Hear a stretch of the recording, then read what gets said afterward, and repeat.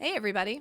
I recently posted a short video of this 1940s Rickenbacker NS lap steel, and I received a ton of questions about it. So just a note before I get into it that this one has been heavily modified. I thought I would come on first to talk about the history and importance of this lap steel in the evolutionary story of the electric guitar. So I'm not a historian by any means, just an enthusiast. I started playing the lap steel a couple years ago, and I've been enamored with the vintage models. And if you know me, you know I like vintage, so of course I had to start a collection. So, firstly, in the 1930s, George Beecham teamed up with Adolf Rickenbacker to invent what is considered the first electric guitar, and it was nicknamed the frying pan. It was small, it was made of cast aluminum, and it incorporated newly invented electromagnetic pickups. You played it flat on your lap with a steel tone bar. And it was the first time a guitar could be heard over a full band, which is really important.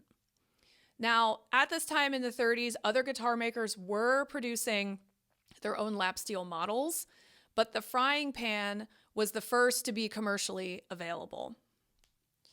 So, fast forward to the 1940s, and Rickenbacker leveled up with the NS lap steel.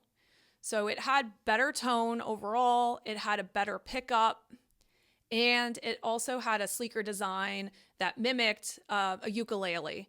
And I'm assuming that's because Hawaiian music at the time was incredibly popular in the US. So it did become one of the go-to instruments for Hawaiian music and ultimately Western swing and early country. So here's why it really matters though. It wasn't just a cool instrument. It was proof of concept for everything that came after it. So Fender, Gretsch, Gibson, all of the electric guitar history starts with the lap steel. So it's pretty cool. So Rickenbacker has a pretty awesome deep dive into the history of their lap steels and also their guitars. Just a note, this is not an ad for Rickenbacker.